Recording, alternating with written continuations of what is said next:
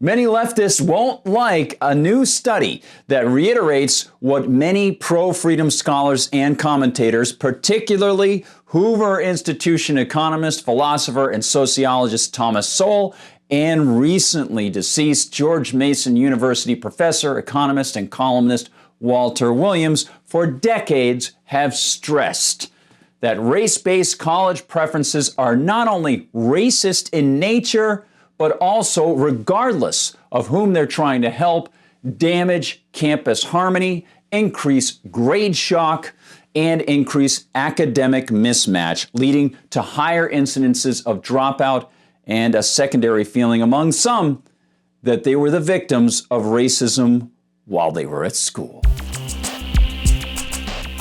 Hi everyone, I'm Gardner Goldsmith for MRCTV. Well, here is the story from the College Fix's Isaac Willauer, who offers this. Campus diversity and student discontent, the costs of race and ethnic preference in college admissions, was written by researcher Althea Nagai, who also wrote a 2018 CEO Center for Equal Opportunity report on Asian Americans and affirmative action in admissions.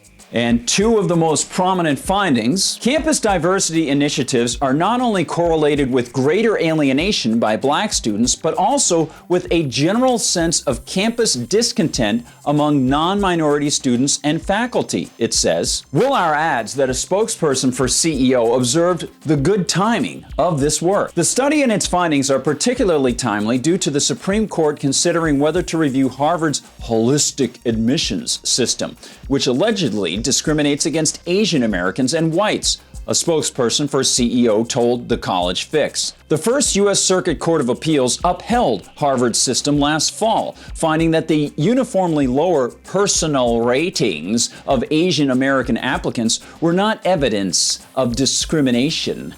Of course, private colleges should be free to engage in whatever sets of preferences their administrators desire, and customers should be free to attend or turn away if they find such focus on race or any other factor to be offensive. But most administrators either are unaware of or don't care sufficiently about the academic and psychological effects of their racially biased policies. And usually these institutions receive taxpayer money. So people who are offended by race-based policies can't exercise their own will to stop subsidizing perpetual racism. Willauer reports on the thoroughness of the CEO study, revealing shocking information. The CEO study uses logistic regression analyses to determine the amount of racial preference given to underrepresented minority applicants, generally referring to blacks and Hispanics. At the University of Virginia, University of Oklahoma, College of William and Mary, University of Wisconsin, University of Michigan, Miami University of Ohio, and Ohio State, all public institutions, black applicants had large admissions preferences over whites. For example, the odds ratio for black and white applicants was nearly 7-to-1 at UVA and nearly 20-to-1 at William and Mary, also in Virginia. Merit, what happened to merit? If somebody's named Merit in school, will they just be completely overlooked? You can't even get in? Hi, my name's Merit. Sorry. Wrong name. As Willauer notes, it appears as if the most repressed people in the race-based college equation are high-achieving people of Asian descent. On campus, those policies have a profoundly negative effect on students. The New American Selwyn Duke offers excellent analysis, noting, diversity efforts don't help URMs, underrepresented minorities, those being blacks and Hispanics, either. As the CEO study warns, quote, racial preference in admissions creates race consciousness and mismatch, end quote. The latter being when students are thrust into academic environments too difficult for them. Furthermore, the report writes, admissions committees keep the degree of mismatch secret. Mismatched students disproportionately drop out of STEM, science, technology, engineering, and mathematics, change to non-STEM majors, transfer to other schools, and take longer to graduate. The academic disparities from mismatch continue throughout college. And Duke adds more, distilled from the study, noting that the psychological effects of this kind of propping up and displacement of merit can be very disastrous. Black students experienced greater first-year grade shock, greater discounting of academic feedback, greater alienation, less attachment to the university, and greater dissatisfaction with their overall college experience. Pre-college academic factors were strong predictors of these psychological setbacks. Many URMs would have gone somewhere else had they known where they ranked, which are precisely the kinds of effects Thomas Sowell has discussed at length. From his book Preferential Policies to numerous insightful articles and interviews, Sowell has sounded the alarm about race-based college schemes for years. For example, in 2015, Dr. Sowell wrote, "Despite much media spin, the issue is not whether blacks in general should be admitted to higher-ranked or lower-ranked institutions. The issue is whether a given black student with given academic qualifications should be admitted to a college or university where he would not be admitted if he or she were white." And because Dr. Sowell is so conversant on the topic and has shown such care, it's worth revealing more from his 2015 piece. I became painfully aware of this problem more than 40 years ago when I was teaching at Cornell University and discovered that half the black students there were on some form of academic probation.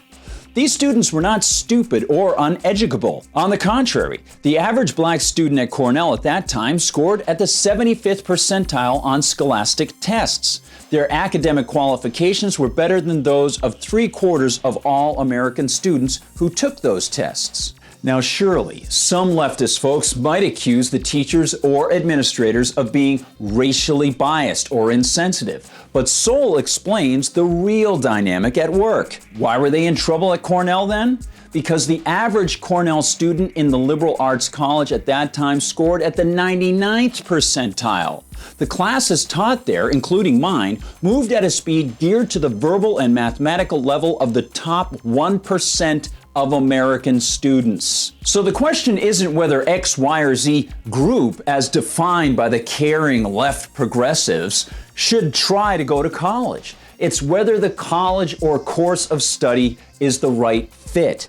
As Sowell explains, mismatching students with educational institutions is a formula for needless failures. The book Mismatch by Richard Sander and Stuart Taylor is a first-rate study of the hard facts. It shows, for example, that the academic performances of Black and Latino students rose substantially after affirmative action admissions policies were banned in the University of California system. Instead of failing at Berkeley or UCLA, these minority students were now graduating from other campuses in the UC system. They were graduating at a higher rate with higher grades, and now more often in challenging fields like math, science, and technology. And finally, Duke makes two excellent observations. But the deception starts early and runs deep.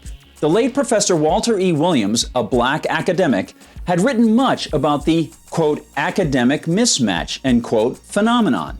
Among other things, he pointed out that black students and others are too often socially promoted in primary and secondary education. That is, they're allowed to ascend to higher grades despite not having mastered coursework, and thus have fraudulent high school diplomas. And Duke adds, moreover, Professor Williams had pointed out that the deceived black students are then more likely to attribute their college failures to racism.